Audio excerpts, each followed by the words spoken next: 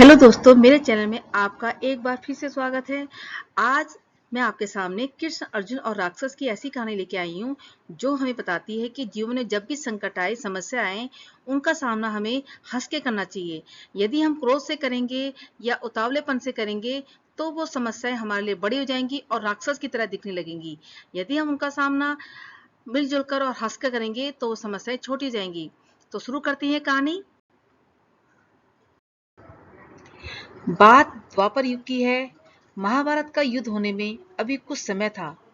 कृष्ण अर्जुन इसी तैयारी में जुटे हुए थे। एक बार इसी सिलसिले में कृष्ण, अर्जुन और भीम कहीं जा रहे थे। रास्ते में एक घना जंगल पड़ा और उसे पार करते करते रात हो गई। घूप अंधेरा हो जाने के कारण तीनों ने तय किया कि अब आगे बढ़ना संभव नहीं है, इसलिए यहीं ठहर जाते हैं। सुबह होने पर बढ़ चलेंगे। इस पर भीम बोले कि यह जंगल मायावी लगता है, इसलिए यहाँ ठहर तो सकते हैं, लेकिन यहाँ सोना ठीक नहीं होगा। कृष्ण और अर्जुन दोनों को थका हुआ भांपकर भीम ने कहा, तुम दोनों सो जाओ, मैं जागकर पहरा देता हूँ। इस पर कृष्ण ने कहा, थके तो हम तीनों ही हैं, ऐसा करते हैं, बारी बारी से एक प्रहर जाकर पहरा देते हैं। सहमति होने पर कृष्ण और अर्जुन सो गए और भीम जाग कर पहरा देने लगे।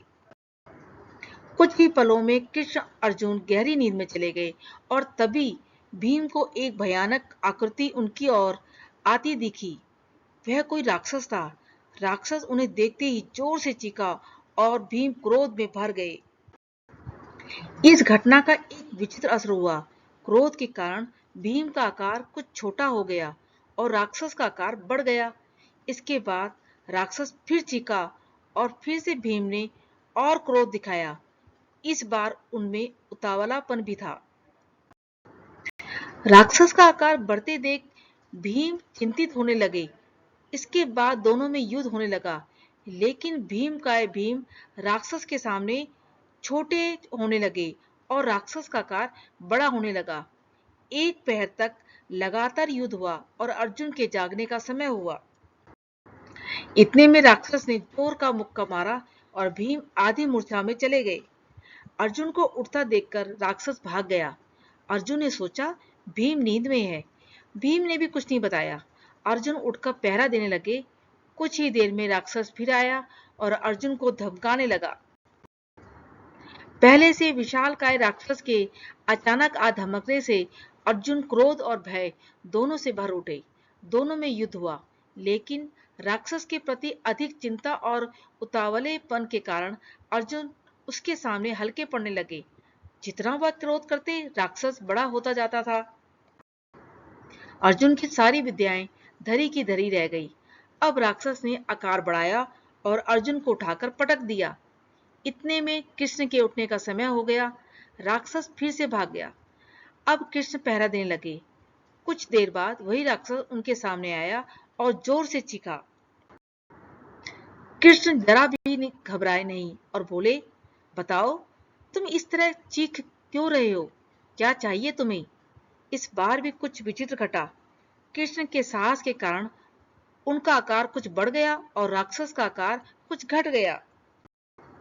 राक्षस को पहली बार कोई ऐसा मिला था जो उससे डर नहीं रहा था। घबराहट में वह पुनः कृष्ण पर जोर से चीखा। इस बार भी कृष्ण नहीं डरे और उनका आकार और भी बड़ा हो गया, जबकि राक्षस पहले से भी छोटा हो गया। एक आखिरी कोशिश में राक्षस पूरी ताकत से चीखा, पर कृष्ण मुस्कुरा उठे और फिर से बोले, बताओ तो, क्या चाहिए तुम्हें? इस तरह हंसकर और प्यार से बात करने पर राक्षस तिरचट्टे के आकार जितना हो गया। कृष्ण ने उसे हथेली में लेकर अपनी धोती में बांध लिया और फिर कमर में खोस कर रख लिया। कुछ ही देर में सुबह हो गई। कृष्ण ने भीम और अर्जुन को चलने के लिए उठाया और आगे बढ़ने के लिए कहा। वे धीरे धीरे आगे बढ़ने लगे। इस पर अर्जुन ने संकोच करते हुए रात की पूरी घटना बताई। कृष्ण तो सब जानते थे।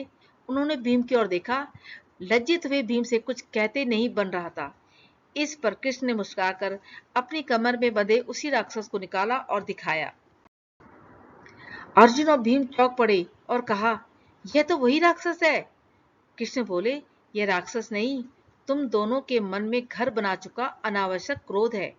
ये तुम्हारा उतावलापन भी है। जितना तुम क्रोध को बढ़ाओगे, इसका आकार बढ़ता जाएगा। यह ताकतवर हो जाएगा। तुम इसके सामने बौने हो जाओगे। यह जीवन में आने वाली समस्या का भी प्रतीक है। जब जीवन में तुम किसी समस्या को लेकर उसका सामना करने से बचोगे, तो वह ऐसे ही अनियंत्रित हो जाएगी और तुम्हें कमजोर बना देगी। मैंने सिर्फ हंसकर इसका सामना किया, क्रोध बिल्कुल नहीं किया। इसके कारण इसका आकार छोटा होता चला गया। तो दोस्तों, इस कथा से यह सीख मिलती है कि ये राक्षस वाकई हमारे जीवन में आने वाली समस्याएं हैं। विपरीत स्थितियों का सामना करने के बजाय सिर्फ उसकी चिंता करने और उन पर क्रोध करने से स्थिति और गंभीर हो जाती है।